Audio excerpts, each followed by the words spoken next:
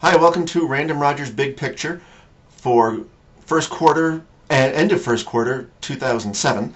Quick administrative note, Friday, after about an hour into the day, I was gone the whole day doing an interagency drill for the fire department. I had my cell phone with me, so I was in touch with the market, but I've got a lot of comments backed up that I'll try and work through over the weekend and post some answers. Looks like there was a good discussion about commodity ETFs. I'll try and weigh in with my own thoughts and hopefully try to address some of those things.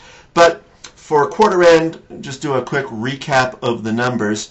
And I have to disclaim this that this will never happen again. The results I've had, it will no client I'm sure did this well. Yada yada yada. In all seriousness, to repeat for people, this is really the equity only portion. It is representative, but it is not an exact account. Any client that I have may have done better, may have done worse. Their goal may not be to do as well, if you know what I mean, as far as having a sense of game over in what they're trying to do. But so as just this number is very generic, but it is representative, to be crystal clear. It includes cash from the standpoint of I've been sitting on a larger than normal cash position for a while.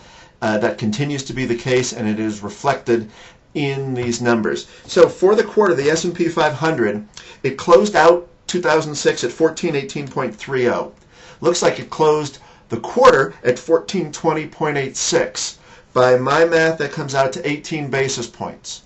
On, I believe it was March 18th, but the 18th or 19th, the SPY ETF paid out a 55.1 cent dividend, which works out to, depending on your thoughts about rounding up or rounding down, works out to either a 39 or a 40 basis point payout. Let's call it 40, means a total return for the S&P for the quarter, 58 basis points.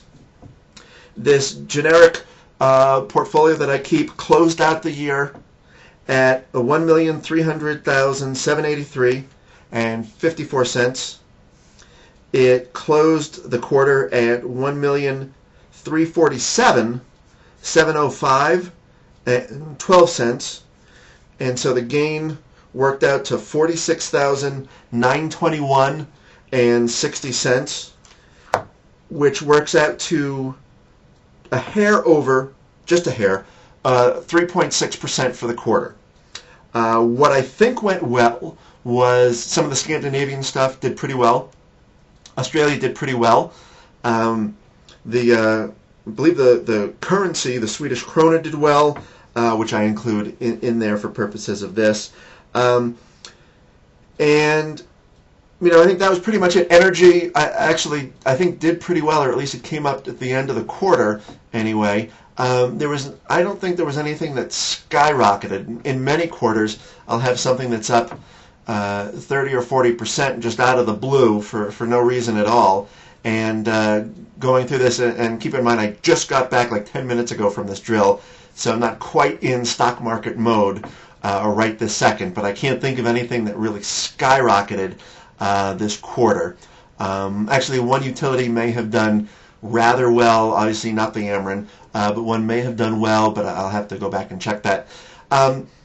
And so I got that number sitting on a fair bit of cash.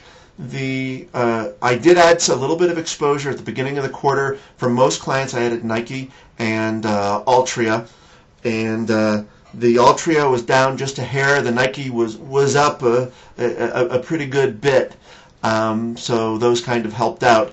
I guess the thing that I would say if I were talking to a client that had a similar number is, it's just one quarter.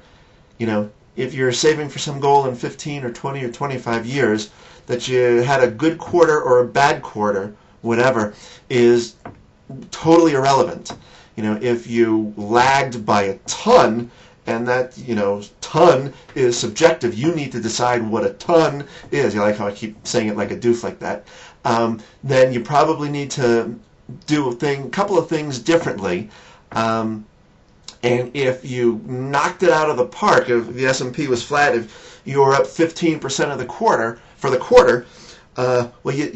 chances are you took tremendous risk to get there, And that might be something to review. Because, in very simplistic terms, if you can outperform by 15% in a quarter, I think you could lag it by 15% in a quarter. So that's about it, just a little bit of accountability. The reason to do this, and I do this when I'm struggling, and I was very clear the third and the fourth quarter last year when I was lagging the market, is to hopefully show that when things are going well and when they're not going well, it's pretty much the same demeanor. I don't manage any accounts where the time horizon is 3 months, so whether it's good or bad, in the way that we're talking about here, it doesn't matter. You just need to be on a path that is going to get you where you need to be. And any time that you're not, changes probably need to be made. And I guess that's about it. Final Four weekend. Woohoo! Have a good weekend.